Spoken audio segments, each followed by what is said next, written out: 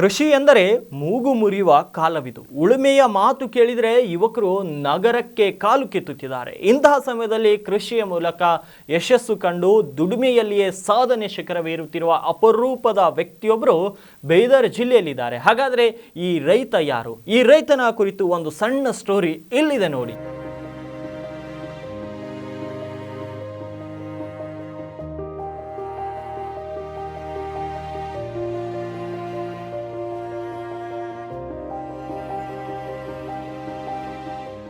ರಾಸಾಯನಿಕಗಳಿಂದ ವಿಷಯುಕ್ತವಾದ ಹಣ್ಣು ಹಂಪಲು ದವಸ ಧಾನ್ಯ ತರಕಾರಿ ತಿಂದು ಮನುಷ್ಯರ ಜೊತೆ ಪ್ರಾಣಿಗಳು ಸಹ ಅನಾರೋಗ್ಯದಿಂದ ಬರಳುತ್ತಿರುವ ಈ ದಿನಗಳಲ್ಲಿ ಇತ್ತೀಚೆಗೆ ಸಾವಯವ ಕೃಷಿ ಸಹಜ ಕೃಷಿ ಪದ್ಧತಿಗಳ ಬಗ್ಗೆ ಜನರಿಗೆ ಹೆಚ್ಚೆಚ್ಚು ಅರಿವಾಗಿ ಕೆಲವರು ಈಗಲೇ ಈ ಪದ್ಧತಿಯನ್ನು ಅಳವಡಿಸಿಕೊಂಡು ಯಶಸ್ಸು ಕಂಡಿದ್ದಾರೆ. ಹೌದು, ಅಪ್ಪಟ ದೇಶೀಯ ಸಾವಯವ ಕೃಷಿ ಅವಲಂಬಿಸಿ ವಿವಿಧ ಬೆಳೆಗಳನ್ನು ಬೆಳೆದು ಉತ್ತಮ ಆದಾಯ ಪಡೆಯುತ್ತಾ ರೈತ ಸಮುದಾಯಕ್ಕೆ ಮಾದರಿಯಾಗಿದ್ದಾರೆ ಬೀದರ್ ತಾಲೂಕಿನ ಮಂದಕನಹಳ್ಳಿ ಗ್ರಾಮದ ರೈತ ಚೆನ್ನಪ್ಪ ಗೌರಶೆಟ್ಟಿ.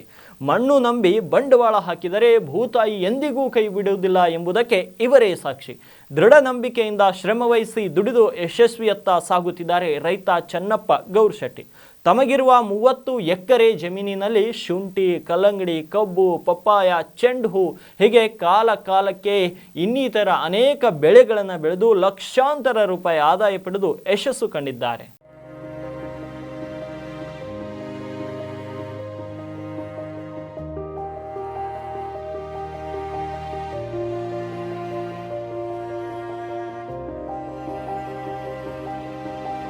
ಚೆನ್ನಪ್ಪ ಅವರು ತನ್ನ ತಂದೆಯವರ ಕೃಷಿ ಮಾರ್ಗದರ್ಶನದಲ್ಲಿ ಬೆಳೆದು ತಮ್ಮ 30 ಎಕರೆ ಜಮೀನಿನಲ್ಲಿ ಒಂದು ಬಾವಿ, 3 ಕೊಳವೆ ಬಾವಿಯ ಮೂಲಕ ಸಂಪೂರ್ಣ ನೀರಾವರಿ ಮಾಡುತ್ತಿದ್ದಾರೆ. ಇದೀಗ 3 ಎಕರೆ ಪಪ್ಪಾಯ, 8 ಎಕರೆ ಕಬ್ಬು ಬೆಳೆದು ಆದಾಯದ ನಿರೀಕ್ಷೆಯಲ್ಲಿದ್ದಾರೆ. ಪಪ್ಪಾಯಗೆ ಸುಮಾರು 2.5 ಲಕ್ಷ ರೂಪಾಯಿ ಖರ್ಚಾಗಿದೆ. ಪಪ್ಪಾಯ ಬೆಳೆಯಿಂದ ಈಗಾಗಲೇ 1 ಲಕ್ಷ ರೂಪಾಯಿ ಗಳಿಸಿದ್ದೇನೆ. ಈಗ ಪಪ್ಪಾಯ ವಾರಕ್ಕೆ 1 ಸಾರಿ ಕಟಾವಿಗೆ ಬರುತ್ತಿದೆ. ಪಪ್ಪಾಯ ಬೆಳೆಯನ್ನು ನಾವು ಕಡಿಯುವುದಿಲ್ಲ, ಬದಲಾಗಿ ವ್ಯಾಪಾರಿಗಳೇ ನೇರವಾಗಿ ಹೊಲಕ್ಕೆ ಬಂದು ಪಪ್ಪಾಯ ನೋಡಿ ಸ್ಥಳದಲ್ಲಿಯೇ ಬೆಲೆ ನಿಗದಿಪಡಿಸಿ ಹಣ ನೀಡಿ ಖರೀದಿಸುತ್ತಿದ್ದಾರೆ. ಇದರಿಂದ ಪಪ್ಪಾಯ ಕಡಿಯುವ, ಸಾಗಿಸುವ ವೆಚ್ಚ ಎಲ್ಲವೂ ಉಳಿಯುತ್ತದೆ. ಪಪ್ಪಾಯ ಹಣ್ಣಿನಲ್ಲಿ ಸುಮಾರು 10 ಲಕ್ಷ ಆದಾಯ ಬರುವ ನಿರೀಕ್ಷೆ ಮತ್ತು ಎಲ್ಲಾ ಬೆಳೆಗಳಲ್ಲಿ ಖರ್ಚು ವೆಚ್ಚ ಹೋಗಿ ತಿಂಗಳಿಗೆ 1.5 ಲಕ್ಷ ಕೈ ಸೇರುತ್ತದೆ ಎನ್ನುತ್ತಾರೆ ರೈತ ಚೆನ್ನಪ್ಪ ಗೌರಶೆಟ್ಟಿ.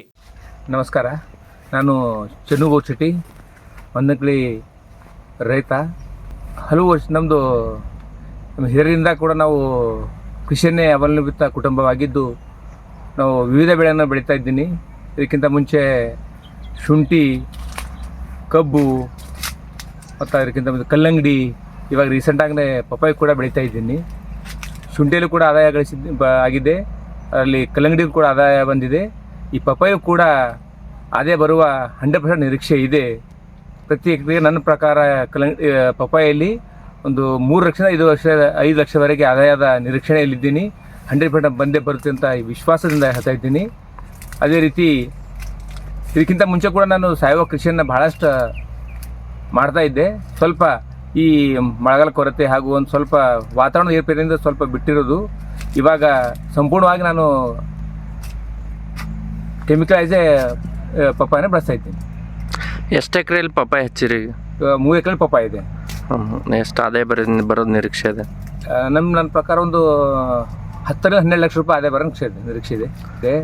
ಮತ್ತು ಒಂದು 8 ಎಕರೆ ಕಬ್ಬಿದೆ. ಈಗ ರೀಸೆಂಟಾಗಿ ಜೂನ್ ತನಕ ನಮ್ಮಲ್ಲಿ ವಾಟರ್ಮೆಲನ್ ಇತ್ತು, ಒಂದು 7 ಎಕರೆ. ನನ್ನ ಪ್ರಕಾರ ಒಬ್ಬ ರೈತರಿಗೆ 5 ಎಕರೆ ನೀರಾವರಿ ಇದ್ರೆ ಒಂದು ಇಂಜಿನಿಯರಿಂಗ್ ಕೂಡ ಎಷ್ಟು ಗಳಿಸೋ ಅದಕ್ಕಿಂತ ಹೆಚ್ಚು ಗಳಿಸ್ಬೋದು ಅಂತ ನನಗೆ ವಿಶ್ವಾಸ ಇದೆ.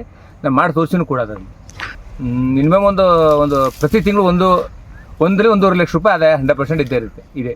ಒಟ್ಟಿನಲ್ಲಿ ಕೃಷಿ ನಂಬಿ ಕಷ್ಟಪಟ್ಟು ದುಡಿದರೆ ಉತ್ತಮ ಆದಾಯ ಗಳಿಸಬಹುದು. ಕೇವಲ 5 ಎಕರೆ ನೀರಾವರಿ ಭೂಮಿ ಇದ್ದರೆ ಸಾಕು, ಸಾಫ್ಟ್ವೇರ್ ಇಂಜಿನಿಯರ್ಗಿಂತಲೂ ಹೆಚ್ಚು ಸಂಬಳ ಪಡೆಯಬಹುದು ಎಂಬುದಕ್ಕೆ ಇವರೇ ಸಾಕ್ಷಿ. ಆದರೆ ಏಕಾಗ್ರತೆ, ತಾಳ್ಮೆ, ಶ್ರಮ ಇರಬೇಕಷ್ಟೇ. ಸ್ನೇಹಿತರೆ, ಈ ಒಬ್ಬ ರೈತನ ಸಕ್ಸಸ್ ಸ್ಟೋರಿಯ ಬಗ್ಗೆ ನಿಮ್ಮ ಅಭಿಪ್ರಾಯವೇನು? ಕಮೆಂಟ್ ಬಾಕ್ಸ್ನಲ್ಲಿ ಕಮೆಂಟ್ ಮಾಡಿ ತಿಳಿಸಿ. ಮತ್ತು ಈ ರೀತಿಯ ಹೆಚ್ಚಿನ ಸ್ಟೋರೀಸ್ಗಳಿಗಾಗಿ ನಮ್ಮ ಚಾನಲ್ಗೆ ಸಬ್ಸ್ಕ್ರೈಬ್ ಮಾಡ್ಕೊಳ್ಳೋದನ್ನು ಮರಿಬೇಡಿ.